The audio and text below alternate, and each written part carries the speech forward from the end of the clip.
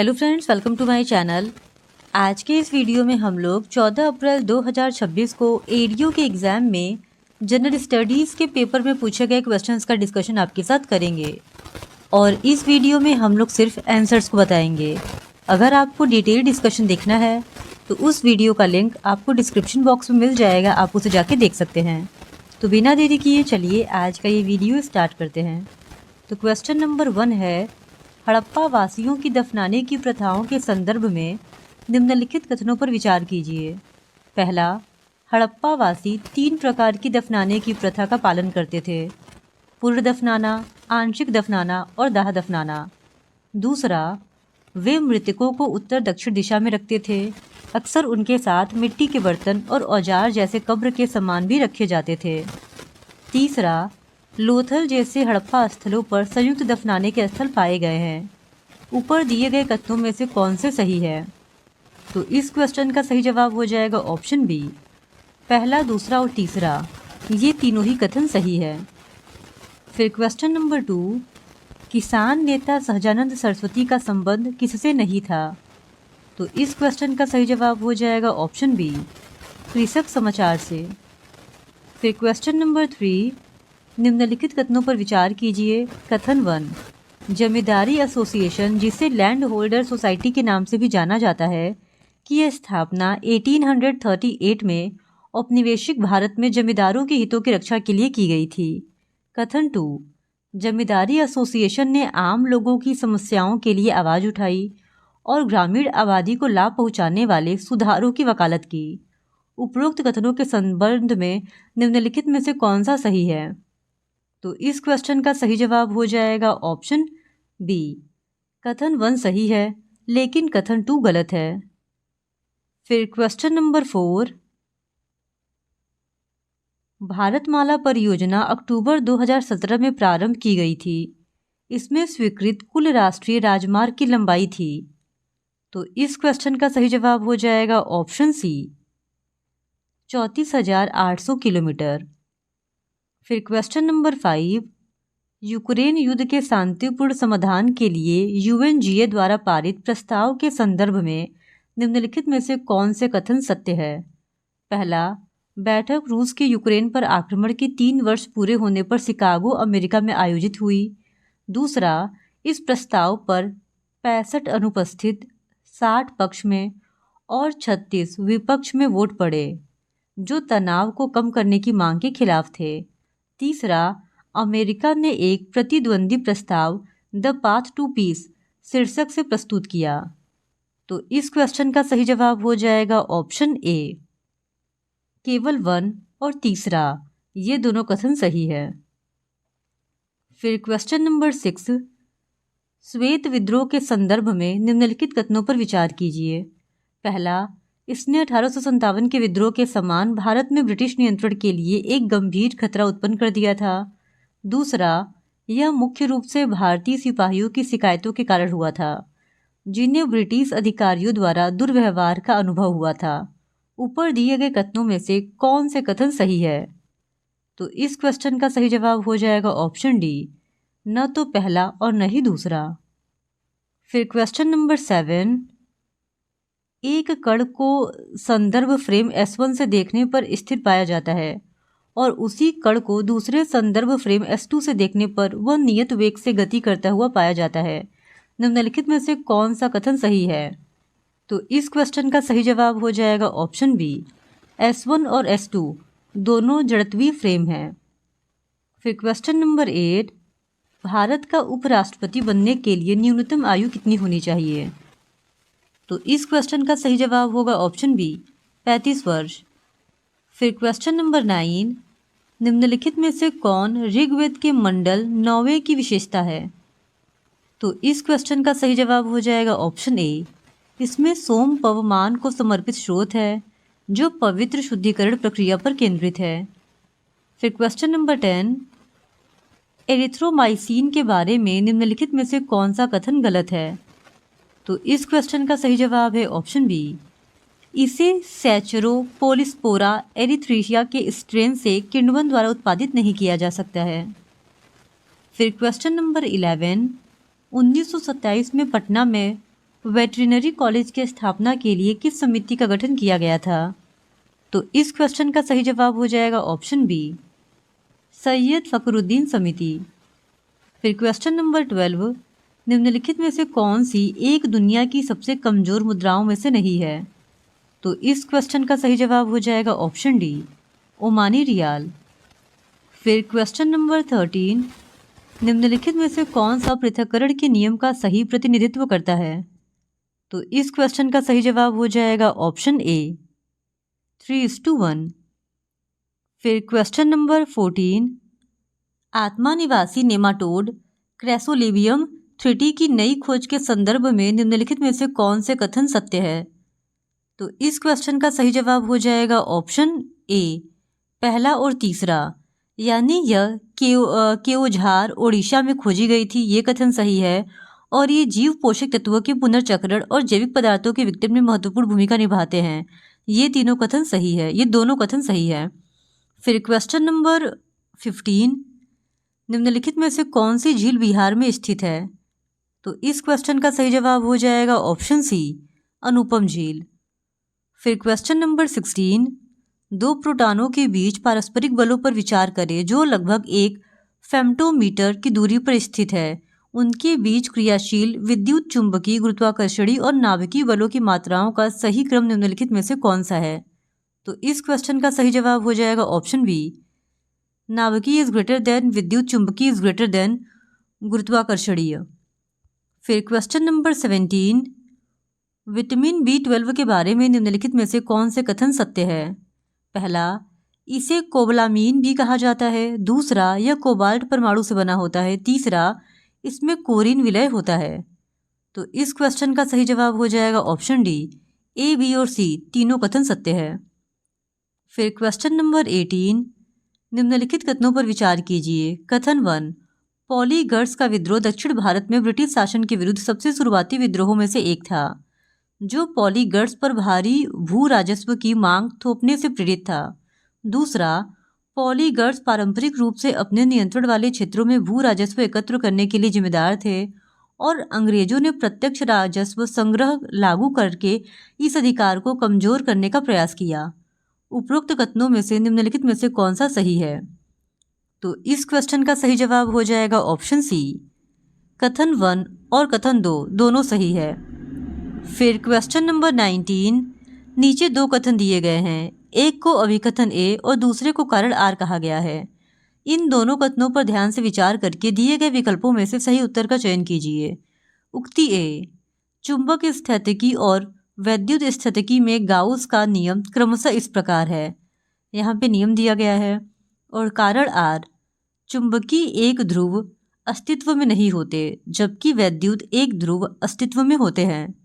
तो इस क्वेश्चन का सही जवाब हो जाएगा ऑप्शन ए और आर दोनों सत्य है, परंतु ए का सही स्पष्टीकरण आर नहीं है। फिर क्वेश्चन नंबर 20, संविधान का कौन सा अनुच्छेद यह प्रावधान करता है कि किसी भी अपराध के आरोपी व्यक्ति को स्वयं के विरुद्ध गवाह बनने के लिए बाध्य नहीं किया जा सकता? तो इस क्वेश्चन का सही जवाब हो जाएगा ऑप्शन ए, अनुच्छेद 20।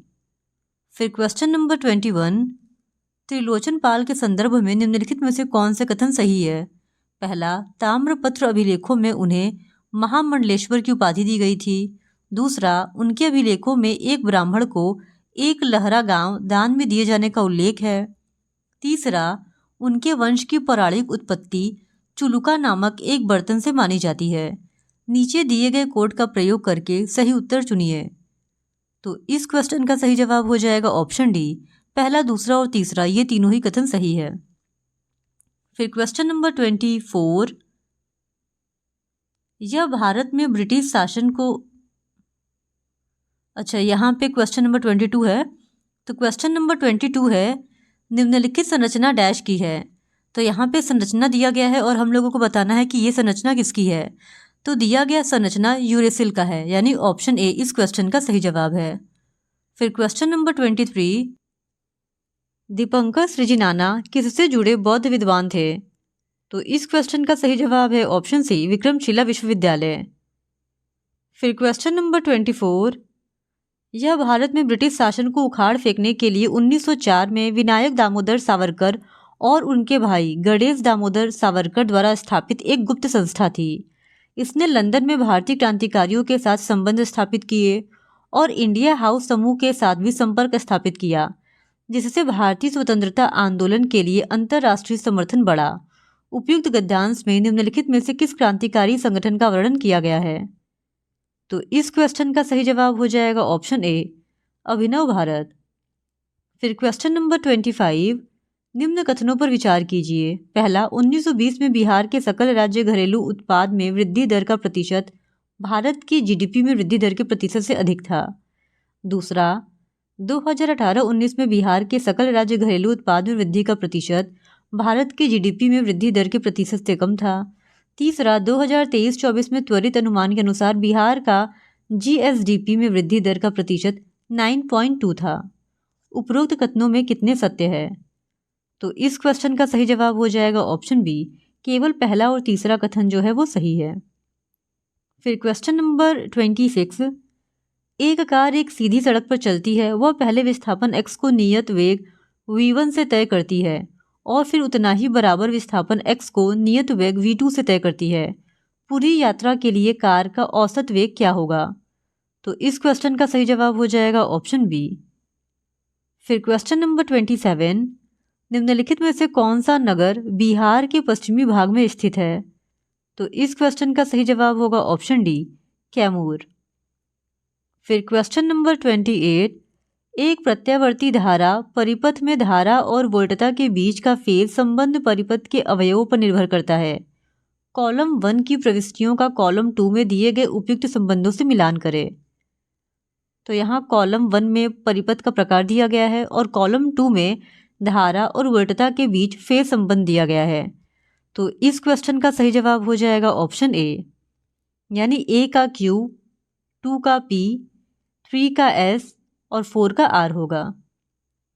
फिर क्वेश्चन नंबर 29, सत्यशोधक समाज के संबंध में निम्नलिखित कथनों पर विचार कीजिए। तो यहाँ पे सत्यशोधक समाज के बारे में कुछ कथन दिए गए हैं। पहला कथन है, इसका मुख्य उद्देश्य ब्राह्मणवादी प्रभुत्व को चुनौती देना और निचली जातियों के लिए समानता को बढ़ावा देना था। दूसरा कथन है, इसने महिलाओं और निचली जातियों के लिए सार्वभौमिक शिक्षा की दिशा में काम किया। तीसरा कथन है, समाज ने अस्पृश्यता के विचार को एक आवश्यक सामाजिक प्रथा के रूप में बढ़ावा दिया। ऊपर दिए गए कथनों में से कितने सही है? तो इस क्वेश्चन का सही जवाब हो जाएगा ऑप्शन ए, केवल जो दूसरा कथन है वो सही है। फिर क्वेश्चन नंबर 30, मार्च 2025 में बारबाडोस में आयोजित sustainable energy for all global forum का विषय क्या था? तो इस क्वेश्चन का सही जवाब हो जाएगा option C, sustainable energy for equity, security and prosperity. फिर क्वेश्चन नंबर 31, बेरियम मुख्यतः निम्नलिखित अयस्कों में पाया जाता है। तो इस क्वेश्चन का सही जवाब है ऑप्शन बी, दोनों बेराइट और विथेराइट में। फिर क्वेश्चन नंबर 32, प्राचीन भारतीय प्रशासन में भंडागारी की भूमिका के बारे में निम्नलिखित में से कौन सा कथन सत्य है? तो इस क्वेश्चन का सही जवाब होगा ऑप्शन ए, वे संघों के लेन देन और सम्मेलनों का रिकॉर्ड रखते थे, जैसा कि निग्रोथ जातक में उल्लेख किया गया है। फिर क्वेश्चन नंबर 33, संविधान का कौन सा अनुच्छेद यह प्रावधान करता है कि सर्वोच्च न्यायालय और प्रत्येक उच्च न्यायालय में सभी कार्यवाही अंग्रेजी भाषा में होगी? तो इस क्वेश्चन का सही जवाब है ऑप्शन ए, आर्टिकल 348। फिर क्वेश्चन नंबर 34, 2024-25 के बजट अनुमान के अनुसार बिहार का सकल राजकोषीय घाटा का प्रतिशत इसके जीएसडीपी का था। तो इस क्वेश्चन का सही जवाब होगा ऑप्शन सी, 3.0। फिर क्वेश्चन नंबर 35, बिहार के भौगोलिक क्षेत्र का लगभग कितने प्रतिशत भाग वन क्षेत्र के अंतर्गत आता है? तो इस क्वेश्चन का सही जवाब होगा ऑप्शन ए, 7%। फिर क्वेश्चन नंबर 36, एमएसएमई अधिनियम के अनुसार लघु उद्योग की नवीनतम परिभाषा आधारित है। तो इस क्वेश्चन का सही जवाब हो जाएगा ऑप्शन डी, सभी क्षेत्रों में विनियोग तथा वार्षिक उत्पादन। फिर क्वेश्चन नंबर 37, नीचे दो कथन दिए गए हैं, एक को अभिकथन ए और दूसरे को कारण आर कहा गया है। इन दोनों कथनों पर ध्यान से विचार कीजिए और नीचे दिए गए विकल्पों में से सही उत्तर का चयन कीजिए। तो अभिकथन ए है 2021 से 15 नवंबर को जनजातीय गौरव दिवस के रूप में मनाया जाता है ताकि भारतीय स्वतंत्रता संग्राम में आदिवासी समुदायों के योगदान को सम्मानित किया जा सके। कारण आर है, यह दिवस तिलका मांझी की जयंती को चिन्हित करने के लिए मनाया जाता है। तो इस क्वेश्चन का सही जवाब हो जाएगा ऑप्शन बी, यानी कि ए सत्य है परंतु आर असत्य है।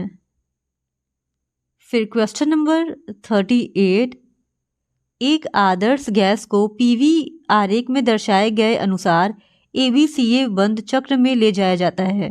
बिंदुओं के निर्देशांक है ए वीपी, बी 3v 4p, सी ब्रैकेट में 3vp। एक पूर्ण चक्र के दौरान किया गया कार्य कितना होगा? तो इस क्वेश्चन का सही जवाब हो जाएगा ऑप्शन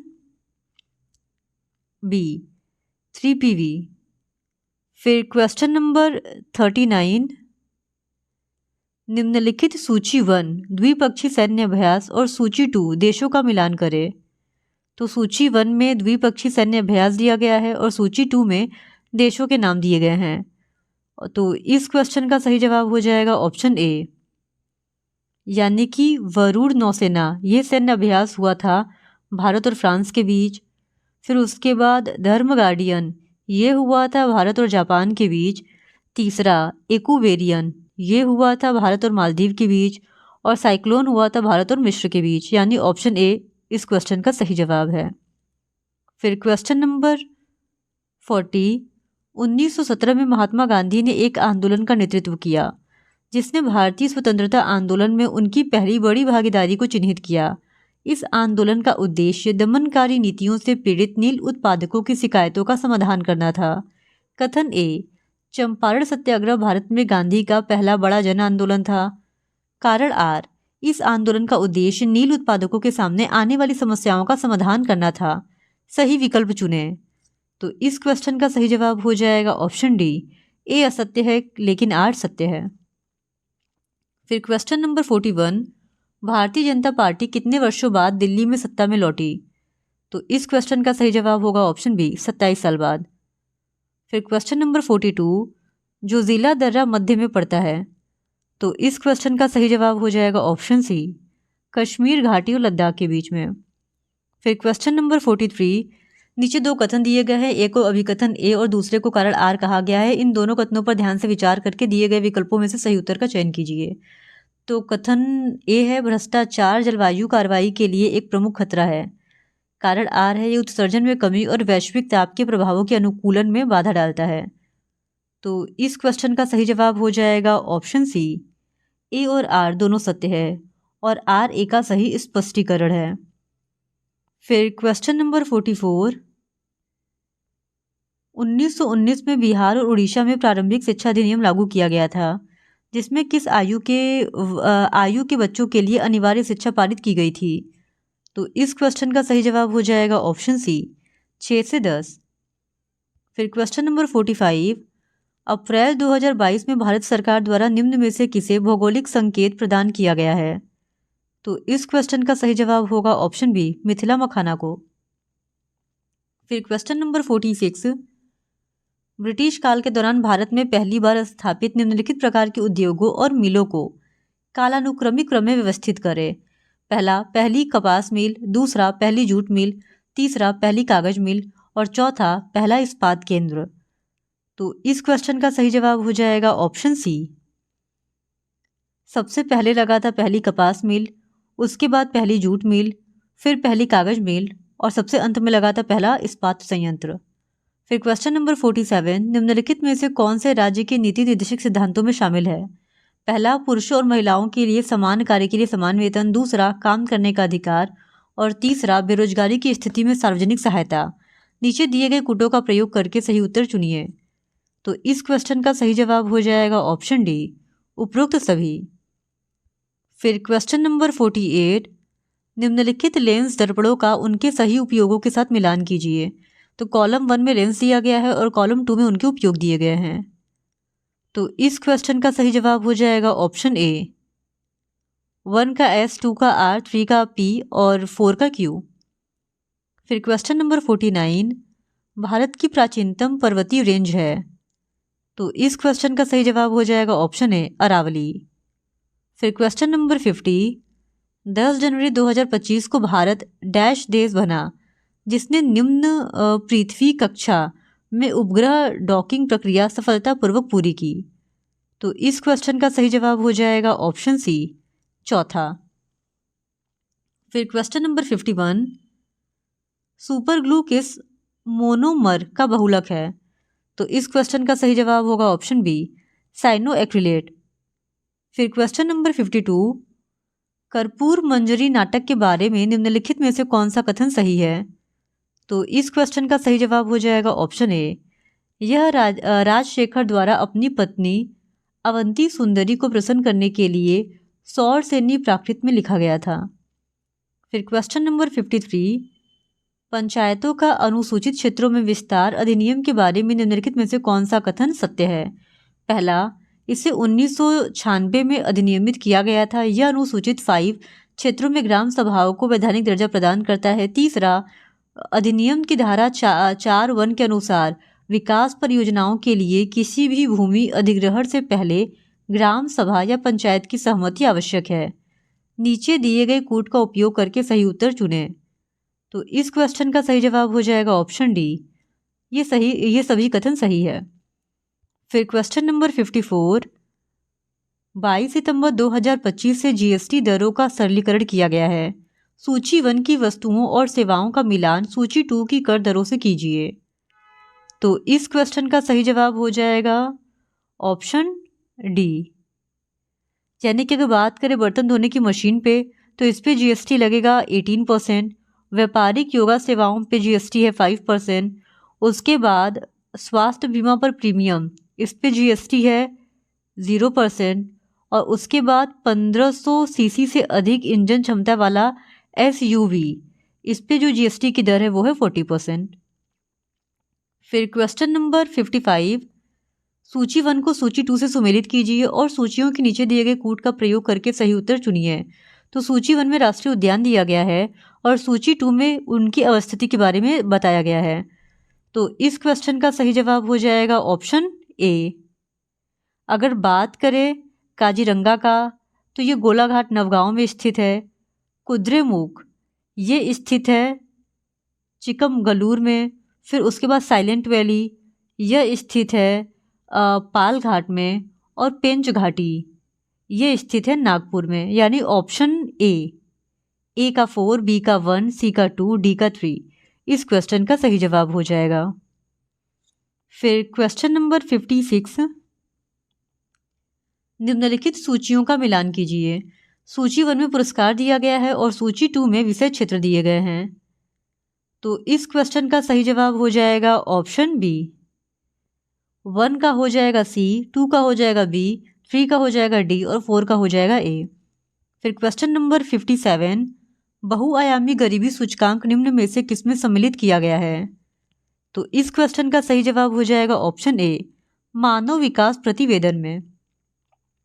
फिर क्वेश्चन नंबर 58, निम्नलिखित संस्थानों का उनके स्थापना वर्षों से मिलान करें। तो इस क्वेश्चन का सही जवाब हो जाएगा ऑप्शन सी। अगर बात करें पटना कॉलेज की तो ये इस्टेब्लिश हुआ था 1863 में। फिर Prince of Wales medical college ये इस्टेब्लिश हुआ था 1925 में। बिहार विद्यापीठ ये इस्टेब्लिश हुआ था 1921 में। बिहार स्कूल ऑफ इंजीनियरिंग ये इस्टेब्लिश हुआ था 1900 में। और उसके बाद पटना महिला कॉलेज ये इस्टेब्लिश हुआ था 1940 में। यानी कि ऑप्शन सी इस क्वेश्चन का सही जवाब है। फिर क्वेश्चन नंबर 59, नीचे 2 कथन दिए गए हैं। एक को अभिकथन ए और दूसरे को कारण आर कहा गया है। इन दोनों कथनों पर ध्यान से विचार कीजिए और नीचे दिए गए विकल्पों में से सही उत्तर का चयन कीजिए। तो उक्ति ए है, सरल आवर्त गति में कण की स्थितिक ऊर्जा चरम स्थितियों पर अधिकतम होती है। कारण आर है, चरम स्थितियों पर कण का वेग अधिकतम होता है। तो इस क्वेश्चन का सही जवाब हो जाएगा ऑप्शन बी, ए सत्य है परंतु आर असत्य है। फिर क्वेश्चन नंबर 60, सूची 1 को सूची 2 से सुमेलित कीजिए तथा नीचे दिए गए कूट का सही उत्तर चुनिए। तो सूची 1 में उद्योग दिया गया है और सूची 2 में वो केंद्र मतलब कहाँ पे स्थित है ये दिया गया है। तो इस क्वेश्चन का सही जवाब हो जाएगा ऑप्शन बी। ए का हो जाएगा 2, फिर उसके बाद बी का हो जाएगा 3, सी का हो जाएगा 4 और डी का हो जाएगा 1। फिर क्वेश्चन नंबर 61, हीमोग्लोबिन रक्त में ऑक्सीजन पहुंचाता है और यह डैश युक्त यौगिक है। तो इस क्वेश्चन का सही जवाब हो जाएगा ऑप्शन डी, आयरन। फिर क्वेश्चन नंबर 62, भारत में फ्रांसीसी ईस्ट इंडिया कंपनी की गतिविधियों के संदर्भ में निम्नलिखित कथनों पर विचार कीजिए। पहला, कंपनी डेस इंडेस ओरिएंटल्स की स्थापना लुई 14 ने 1664 में की थी और उसे भारतीय और प्रशांत महासागरों में फ्रांसीसी व्यापार पर 50 साल का एकाधिकार दिया गया था। कंपनी ने 1674 में भारत में फ्रांसीसी शक्ति के केंद्रीय केंद्र के रूप में पौंडीचेरी की स्थापना की। तीसरा, 1697 में रिस्विक की संधि ने फ्रांसीसियों को डचों के किसी भी हस्तक्षेप के बिना भारत में अपने क्षेत्र को बनाए रखने की अनुमति दी। और चौथा, फ्रांसीसी ईस्ट इंडिया कंपनी ने अपने शुरुआती वर्षों के दौरान मेडागास्कर में सफलतापूर्वक अस्थायी उपनिवेश स्थापित किए। ऊपर दिए गए कथनों में से सही कितने हैं? तो इस क्वेश्चन का सही जवाब हो जाएगा ऑप्शन बी, केवल 3। फिर क्वेश्चन नंबर 63, निम्नलिखित में से कौन सा कथन सही है जब तापमान बढ़ता है? तो इस क्वेश्चन का सही जवाब हो जाएगा ऑप्शन ए, अर्धचालक का रोधक तत्व घटता है जबकि चालक का रोधकत्व बढ़ता है। फिर क्वेश्चन नंबर 64, यहाँ पे कथन ए है, वाष्पोसर्जन रस के ऊपर उठने में सहायक होता है। कारण आर है, वाष्पोसर्जन जड़ों में परासरणीय दाब बढ़ाता है। तो इस क्वेश्चन का सही जवाब हो जाएगा ऑप्शन बी, ए सत्य है परंतु आर असत्य है। फिर क्वेश्चन नंबर 65, 2010 में वंशधारा जल विवाद न्यायाधिकरण की स्थापना निम्नलिखित में से किन राज्यों के बीच के जल विवाद को सुलझाने के लिए की गई थी? तो इस क्वेश्चन का सही जवाब हो जाएगा ऑप्शन सी, ओडिशा और आंध्र प्रदेश। फिर क्वेश्चन नंबर 66, आर्थिक विकास से संबंधित जनांकीय संक्रमण की निम्न अवस्थाओं पर विचार करें। पहला, उच्च जन्म दर के साथ निम्न मृत्यु दर। दूसरा, निम्न जन्म दर के साथ निम्न मृत्यु दर। और तीसरा, उच्च जन्म दर के साथ उच्च मृत्यु दर। उक्त अवस्थाओं को सही क्रमानुक्रम में दिए गए कोड के आधार पर व्यवस्थित करें। तो इस क्वेश्चन का सही जवाब हो जाएगा ऑप्शन बी, पहला जो है वो तीसरा स्टेज है, फिर उसके बाद आएगा पहला, फिर उसके बाद आएगा दूसरा। फिर उसके बाद है क्वेश्चन नंबर 67, 2 अंतरिक्ष यात्री चंद्रमा पर 10 मीटर की दूरी पर खड़े हैं। अंतरिक्ष यात्री ए अंतरिक्ष यात्री बी की ओर चिल्लाता है और साथ ही एक प्रकाश संकेत भी भेजता है। निम्नलिखित में से कौन सा कथन सही है? तो यहाँ पे 4 कथन दिए गए हैं और हम लोगों को बताना है कि कौन सा कथन सही है। तो इस क्वेश्चन का सही जवाब हो जाएगा ऑप्शन बी, अंतरिक्ष यात्री ए से भेजा गया प्रकाश संकेत अंतरिक्ष यात्री बी तक पहुंचेगा परंतु ध्वनि नहीं पहुंचेगी। फिर क्वेश्चन नंबर 68, भारत की निम्नलिखित झीलों में से कौन असम में स्थित है? तो इस क्वेश्चन का सही जवाब हो जाएगा ऑप्शन सी, चपनाला झील। फिर क्वेश्चन नंबर 69, किस भारतीय ओपनर को बीसीसीआई पुरस्कार 2025 में सर्वश्रेष्ठ अंतर्राष्ट्रीय महिला क्रिकेटर चुना गया? तो इस क्वेश्चन का सही जवाब हो जाएगा ऑप्शन सी, स्मृति मंधाना। फिर क्वेश्चन नंबर 70, भारत में पंचायतों के बारे में निम्नलिखित कथनों पर विचार कीजिए। पहला, 20 लाख से कम जनसंख्या वाले राज्यों को मध्यवर्ती स्तर पर पंचायतों का गठन न करने का विकल्प दिया गया है। दूसरा, कोई भी व्यक्ति जो 21 वर्ष की आयु प्राप्त कर चुका है पंचायत सदस्य के रूप में चुने जाने के लिए पात्र है। तीसरा, पंचायतों से संबंधित प्रावधान केंद्र शासित प्रदेशों पर लागू नहीं होते हैं। नीचे दिए गए कूट का प्रयोग करके सही उत्तर चुनें। तो इस क्वेश्चन का सही जवाब हो जाएगा ऑप्शन ए, पहला और दूसरा सही है। फिर क्वेश्चन नंबर 71, निम्नलिखित का मिलान करें। सूची 1 में त्यौहार दिए गए हैं और सूची 2 में वो किस राज्य से संबंधित है ये दिया गया है। तो इस क्वेश्चन का सही जवाब हो जाएगा ऑप्शन ए। अगर बात करें म्योको उत्सव का तो इसका संबंध अरुणाचल प्रदेश से है। चपचार ऊट इसका संबंध है मिजोरम से। सेक्रेनी का संबंध है नागालैंड से और संगाई का संबंध है मणिपुर से। फिर क्वेश्चन नंबर 72, गुहिलोतो, सिसोदिया, राठौर और कछवाहों के संदर्भ में निम्नलिखित कथनों पर विचार कीजिए। पहला, गुहिलोतो ने चित्तौड़ को अपनी राजधानी बनाकर मेवाड़ पर शासन किया। दूसरा, राठौर वंश के सवाई जयसिंह मुगलों के अधीन एक उच्च पदस्थ कुलीन थे। तीसरा, कछवाहों के मान सिंह अकबर के एक विश्वसनीय सेनापति थे। चौथा, सिसोदिया वंश के महाराणा प्रताप ने हल्दी घाटी के युद्ध में अकबर के विरुद्ध युद्ध लड़ा था। पांचवा, कछवाहों के जसवंत सिंह एक खगोल शास्त्री भी थे। उपरोक्त कथनों में से कौन से कथन सही है? तो इस क्वेश्चन का सही जवाब हो जाएगा ऑप्शन बी, केवल पहला, तीसरा और चौथा कथन जो है वो सही है। फिर क्वेश्चन नंबर 73, सूची 1 को सूची 2 से सुमेलित कीजिए। सूची 1 में संविधान का अनुच्छेद दिया गया है और सूची 2 में मौलिक कर्तव्य दिए गए हैं। तो इस क्वेश्चन का सही जवाब हो जाएगा ऑप्शन बी। ए का होगा 2, बी का होगा 3, सी का होगा 1 और डी का हो जाएगा 4। फिर क्वेश्चन नंबर 74, एक अतिक्रांतिक द्रव्य तब बनता है जब। तो इस क्वेश्चन का सही जवाब होगा ऑप्शन सी, किसी पदार्थ को उसके क्रांतिक ताप से ऊपर गर्म किया जाता है। फिर क्वेश्चन नंबर 75, संवैधानिक और शैक्षिक सुधारों के प्रति लॉर्ड डलहौजी के दृष्टिकोण ने 19वीं शताब्दी के मध्य में ब्रिटिश और औपनिवेशिक नीति में निम्नलिखित में से किस व्यापक प्रवृत्ति को प्रतिबिंबित किया? तो इस क्वेश्चन का सही जवाब हो जाएगा ऑप्शन ए, सीमित उदार सुधारों के माध्यम से साम्राज्यवादी नियंत्रण का सुदृढ़ीकरण। फिर क्वेश्चन नंबर 76, निम्नलिखित में से ग्लाइकोलिसिस के बारे में कौन सा कथन सही है? तो इस क्वेश्चन का सही जवाब हो जाएगा ऑप्शन बी, यह साइटोप्लाज्म में होता है। फिर क्वेश्चन नंबर 77, सूची 1 तथा सूची 2 का मिलान करें। सूची 1 में क्रांति दी गई है और सूची 2 में वो किससे संबंधित है ये बताना है।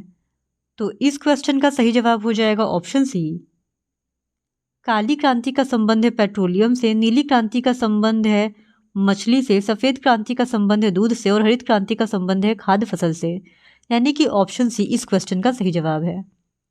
फिर क्वेश्चन नंबर 78, निम्नलिखित में से कौन से भारतीय अमेरिकी ट्रंप 2.0 कैबिनेट का हिस्सा है? पहला, कश्यप कास पटेल, दूसरा हरमित ढिल्लो, तीसरा डॉक्टर जय भट्टाचार्य। तो इस क्वेश्चन का सही जवाब होगा ऑप्शन सी, केवल 1, यानी सिर्फ कश्यप कास पटेल ट्रंप 2.0 कैबिनेट का हिस्सा है। फिर क्वेश्चन नंबर 79, भारत में निम्नलिखित जलप्रपातों में से कौन गोवा में स्थित है? तो इस क्वेश्चन का सही जवाब है ऑप्शन बी, दूधसागर जलप्रपात। फिर क्वेश्चन नंबर 80, आनुवंशिकी के जनक के रूप में किसे जाना जाता है? तो इस क्वेश्चन का सही जवाब है option D, Gregor John Mendel. फिर क्वेश्चन नंबर 81, भारत में रीट क्षेत्राधिकार के बारे में निम्नलिखित वाक्यों पर विचार करें। पहला, रीट क्षेत्राधिकार मूल क्षेत्राधिकार का एक रूप है, अपीलीय क्षेत्राधिकार का नहीं। दूसरा, इसे उच्च न्यायालय या सर्वोच्च न्यायालय द्वारा जारी किया जा सकता है। उपयुक्त कथनों में से कौन से कथन सही है? तो इस क्वेश्चन का सही जवाब हो जाएगा ऑप्शन सी, पहला और दूसरा दोनों ही कथन सही है। फिर क्वेश्चन नंबर 82, पौधों में जल का परिवहन मुख्य रूप से किस ऊतक के माध्यम से होता है? तो इस क्वेश्चन का सही जवाब हो जाएगा ऑप्शन ए, जाइलम के माध्यम से। फिर question number 83, British east India company जो शुरू में एक व्यापारिक संस्था थी, धीरे धीरे विभिन्न तरीकों से भारतीय क्षेत्रों पर अपना नियंत्रण स्थापित कर लिया। यह नीति लॉर्ड डलहौजी द्वारा लागू की गई, जिससे भारतीय शासकों में व्यापक आक्रोश फैल गया। कथन ए, हड़प नीति ब्रिटिश क्षेत्रों का विस्तार करने के लिए लागू की गई थी। कारण आर, इसने अंग्रेजों को बिना किसी प्रत्यक्ष पुरुष उत्तराधिकारी वाले राज्यों को अपने में मिलाने की अनुमति दी। सही विकल्प चुने। तो इस क्वेश्चन का सही जवाब हो जाएगा ऑप्शन सी, ए और आर दोनों सत्य है और आर ए की सही व्याख्या करता है।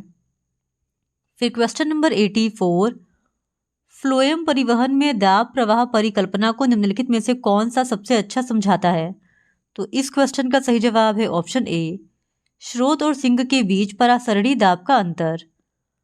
फिर question number 85, H2O plus C, H2 plus CO उपरोक्त अभिक्रिया निम्नलिखित का उदाहरण है। तो इस क्वेश्चन का सही जवाब हो जाएगा ऑप्शन ए, जल गैस अभिक्रिया का। फिर क्वेश्चन नंबर 86, प्लाज्मा मेम्ब्रेन का द्रव मोज़ेइक मॉडल किसके द्वारा प्रस्तावित किया गया था? तो इस क्वेश्चन का सही जवाब है ऑप्शन ए, सिंगर और निकलसन के द्वारा। फिर क्वेश्चन नंबर 87, निम्नलिखित कथनों पर विचार कीजिए। पहला, मेंडल को आनुवंशिकी का जनक कहा जाता है। दूसरा, लॉ ऑफ सेग्रीगेशन कहता है कि प्रत्येक गैमेट एक लक्षण के लिए 2 एलील प्राप्त करता है। तीसरा, एक संकरित संकरण यानी मोनोहाइब्रिड क्रॉस में F2 फेनोटाइपिक अनुपात 3:1 होता है। चौथा, लॉ ऑफ इंडिपेंडेंट असॉर्टमेंट का नियम केवल विभिन्न गुणसूत्रों पर उपस्थित लक्षणों के लिए ही कार्य करता है। केवल सही कथन का चयन करें। तो इस क्वेश्चन का सही जवाब हो जाएगा ऑप्शन बी, पहला, दूसरा और चौथा, ये जो कथन है वो सही है। फिर क्वेश्चन नंबर 88, नीचे 2 कथन दिए गए हैं, एक को अभिकथन ए और दूसरे को कारण आर कहा गया है। कथन ए है, बिहार देश का एक पिछड़ा राज्य है। कारण आर है, यहाँ के विकास स्तर में क्षेत्रीय असमानताओं से चिन्हित होता है। नीचे दिए गए कोड से सही उत्तर चुनिए। तो इस क्वेश्चन का सही जवाब हो जाएगा ऑप्शन सी, ए तथा आर दोनों सही है एवं आर ए की सही व्याख्या नहीं है। फिर क्वेश्चन नंबर 89, केंद्रीय गृह मंत्री श्री अमित शाह ने जोधपुर में 11 फुट ऊंची प्रतिमा का अनावरण किस महान व्यक्तित्व की स्मृति में किया? तो इस क्वेश्चन का सही जवाब हो जाएगा ऑप्शन बी, पन्ना धाय। फिर क्वेश्चन नंबर 90, किसी भी राजनीतिक दल को भारत में राष्ट्रीय दल के रूप में मान्यता प्राप्त करने के लिए निम्नलिखित में से कौन सी शर्तें वैध है? तो यहाँ पे 4 शर्तें दी गई हैं, हम लोगों को बताना है कि कौन सी शर्तें वैध है। पहला शर्त है, पार्टी को लोकसभा या राज्य विधानसभा चुनावों में 4 या अधिक राज्यों में कम से कम 6% वोट मिले हो और 1 से अधिक राज्यों में लोकसभा में कम से कम 4 सीटें हासिल की हो। दूसरा, पार्टी ने कम से कम 3 राज्यों में लोकसभा की कुल सीटों का 2% जीता हो। तीसरा, पिछले लोकसभा आम चुनावों में पार्टी ने किसी एक राज्य में आवंटित प्रत्येक 25 सीटों में से कम 1 सीट जीती हो। और चौथा, पार्टी को 4 या अधिक राज्यों में राज्य स्तरीय दल के रूप में मान्यता प्राप्त हो। नीचे दिए गए कोड का प्रयोग करके सही उत्तर चुने। तो इस क्वेश्चन का सही जवाब हो जाएगा ऑप्शन बी, पहला, दूसरा और चौथा जो कथन है वो सही है। फिर क्वेश्चन नंबर 91, अस्थायी परजीवी है। तो इस क्वेश्चन का सही जवाब होगा ऑप्शन सी, केवल भोजन के लिए होस्ट के पास आते हैं। फिर क्वेश्चन नंबर 92, निम्नलिखित शब्द किस इतिहासकार ने लिखे हैं? किसी भी देश के इतिहास में युगों की परिभाषा और सीमांकन समस्याग्रस्त मुद्दे हैं। भारत के मामले में यह विशेष रूप से इसलिए रहा है क्योंकि हमारे इतिहासकारों ने जो शुरू से ही अंग्रेज थे, यूरोपीय अनुभवों से प्राचीन, मध्यकालीन, आधुनिक के अत्यंत अनुपयुक्त प्रतिमान को उधार लिया और 3 अन्य युगों, हिंदू, मुस्लिम और ब्रिटिश का आविष्कार करके मामले को और जटिल बना दिया। तो इस क्वेश्चन का सही जवाब हो जाएगा ऑप्शन बी, तपन राय चौधरी का है ये कथन। फिर क्वेश्चन नंबर 93, किस वैज्ञानिक ने स्वतंत्र रूप से कार्य किया और डार्विन के समान निष्कर्ष पर पहुंचे? तो इस क्वेश्चन का सही जवाब हो जाएगा option B, Alfred Russel Wallace ने। फिर क्वेश्चन नंबर 94, करकोटा राजवंश के संदर्भ में निम्नलिखित कथनों पर विचार कीजिए। दुर्लभ वर्धन, जिन्हें प्रज्ञादित्य के नाम से भी जाना जाता है, इस राजवंश के संस्थापक थे। दूसरा, ललितादित्य मुक्तापीड़ ने तुर्कों को हराया और अनंतनाग में मार्तंड सूर्य मंदिर का निर्माण करवाया। तीसरा, वज्रादित्य के शासनकाल में दक्कन में क्षेत्रीय विस्तार हुआ। चौथा, जयपीड़ ने अत्यधिक कर लगाया जिससे उनका शासन कमजोर हो गया। उपरोक्त कथनों में से कौन सा कथन सही है? तो इस क्वेश्चन का सही जवाब हो जाएगा ऑप्शन सी, पहला और दूसरा, सिर्फ यही दोनों कथन सही है। फिर क्वेश्चन नंबर 95, निम्नलिखित में से कौन सा वर्णक प्रकाश संश्लेषण में मुख्य रूप से शामिल होता है? तो इस क्वेश्चन का सही जवाब है ऑप्शन सी, क्लोरोफिल ए। फिर क्वेश्चन नंबर 96, शिशु, तरुण तथा किशोर नामित उपक्रम संबंधित है। तो इस क्वेश्चन का सही जवाब हो जाएगा ऑप्शन डी, मुद्रा बैंक से। फिर क्वेश्चन नंबर 97, नहपान के समय महाराष्ट्र में सुवर्ण और कार्शापान के बीच विनिमय दर क्या थी? तो इस क्वेश्चन का सही जवाब होगा ऑप्शन सी, 1:10। फिर क्वेश्चन नंबर 98, न्यूजीलैंड के बे ऑफ प्लेंटी में स्थित आंशिक रूप से डूबे ज्वालामुखी जो अत्यधिक अशांति के दौर से गुजर रहा है, उसे वाकारी के अलावा किस नाम से जाना जाता है? तो इस क्वेश्चन का सही जवाब होगा ऑप्शन सी, व्हाइट आइलैंड। फिर क्वेश्चन नंबर 99, कीटों में अपूर्ण कायांतरण के चरणों का सही क्रम क्या है? तो इस क्वेश्चन का सही जवाब होगा ऑप्शन डी, अंडा, निम्फ, प्यूपा, वयस्क। फिर क्वेश्चन नंबर 100, अकबर के 9 रत्नों के संदर्भ में निम्नलिखित युग्मों पर विचार कीजिए। कॉलम 1 में व्यक्ति दिए गए हैं और कॉलम 2 में उनकी पदवी और योगदान दिया गया है। फिर उसके बाद क्वेश्चन पूछा है कि ऊपर दिए गए युग्मों में से कौन से युग्म सही है?